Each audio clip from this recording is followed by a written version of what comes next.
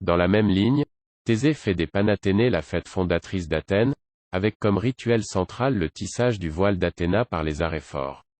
Le tissage de ce voile commence, tous les 4 ans, au moment où les grues donnent aux paysans le signal de commencer les labours.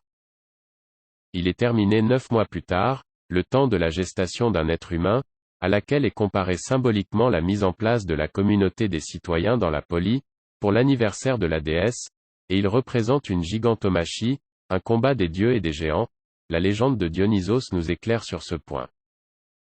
De même que Thésée maîtrisait le Minotaure, il faut maîtriser et canaliser l'hybris, la démesure orgueilleuse des titans, ainsi que leur sauvagerie, à l'œuvre dans la psyché humaine. Le péplos est alors transporté du céramique à l'acropole, sur un mât couronnant un char naval, un char en forme de navire, et symbolisant l'union de la terre et de l'eau, comme dans les rituels de Dionysos et d'Isis, où un véhicule semblable apparaît. Il est donc cohérent qu'Athéna soit à la fois la patronne mais aussi de l'araire, dont une partie, le timon, s'appelle Histoboéus, et dont le coït avec la terre n'est pas sans évoquer le coït de la chaîne, stémon, masculine, bien proche de stéma, le pénis et de la trame, croquet, féminine, dont nous parle Sénèque. Et du navire, dont nous rappelons que le mât se dit histos et les voiles istia. Le voile tissé en l'honneur d'Athéna, lors des Panathénées se charge donc de tous les tissages précédents, dont la danse des grues, dans une circularité globale. Mais la victoire ne peut être totale, pour le héros, que s'il surmonte aussi son propre péril intérieur, s'il réussit à dompter le monstre qu'il a en lui-même.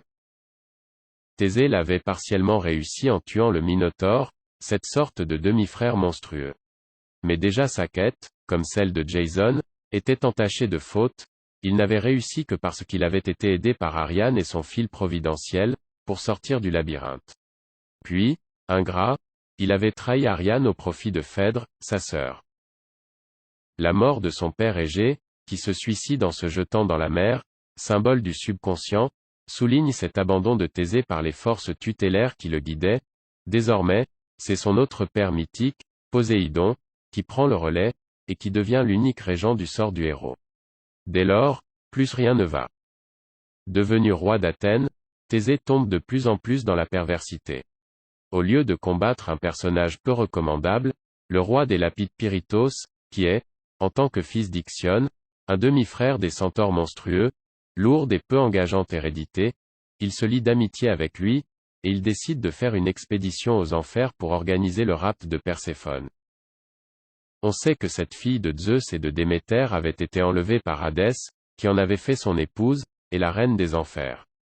Zeus avait obtenu qu'elle passe 6 mois sur terre, du printemps à l'automne, puis 6 mois sous terre, des semailles au printemps. On le voit, ce rythme alterné symbolise celui de la nature, et des plantes nourricières, dans leur nécessaire voyage souterrain puis leur émergence au soleil. Il y a là quelque chose de sacré et de fondamental. La légende de Perséphone était d'ailleurs un élément central des mystères d'Éleusis. S'en prendre à Perséphone, c'est donc perturber le rythme du monde, et les équilibres cosmiques. C'est aussi, si l'on considère que Perséphone symbolise la psyché dans ses rapports avec l'inconscient souterrain et la conscience claire, maintenir la psyché dans le refoulement, et empêcher le travail de sublimation en même temps que le retour de Perséphone à la lumière. En livrant Perséphone à la banalisation, sous la forme du frustre Pyritos, Thésée empêche, comme il l'avait déjà fait pour Ariane, le processus de sublimation d'avoir lieu, et il condamne l'âme à rester à un état larvaire de développement. Mais l'entreprise des deux larrons échoue lamentablement. Invités à un banquet par Hadès, Thésée et Pyritos ne peuvent se relever de leur siège, et restent soudés à une pierre, la chaise d'oubli, l'oubli de l'être et de la quête spirituelle, au cœur du labyrinthe des enfers, version mortifère du labyrinthe de Crète. Là, Thésée s'en était sorti parce qu'il était guidé par l'amour. Thésée demeure ainsi jusqu'à ce qu'il soit libéré par Héraclès, le héros véritable qui, lui, vient à bout de Cerbère et, arrachant Thésée à sa pierre, le délivre, comme il l'avait déjà fait pour Prométhée rivé à son rocher, sur le Caucase, et ramène cette âme morte dans le monde des vivants. La légende disait qu'Héraclès avait dû tirer tellement fort pour décoller Thésée du rocher, que le fondateur d'Athènes y avait laissé la peau de ses fesses. Ce serait pour cela que les Athéniens, ses descendants, avaient les fesses plates. Cette embellie n'est que de courte durée, pendant que Thésée était aux enfers, son épouse Phèdre, qui le croyait mort, était tombée amoureuse d'Hippolyte, le fils de Thésée et d'une Amazone. Repoussée par lui, elle le calomnie, prétend qu'il a voulu la séduire, et Thésée, furieux, demande à son père putatif, Poséidon, de châtier Hippolyte.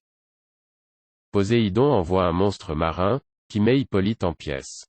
On retrouve tous les éléments d'une chute dans la banalisation, le mensonge de Phèdre, l'aveuglement de Thésée, son impuissance à agir, il délègue le châtiment à Poséidon, l'ironie tragique, et le diasparagmo de l'innocent, comme figure négative et perverse du diasparagmo mystique de Dionysos.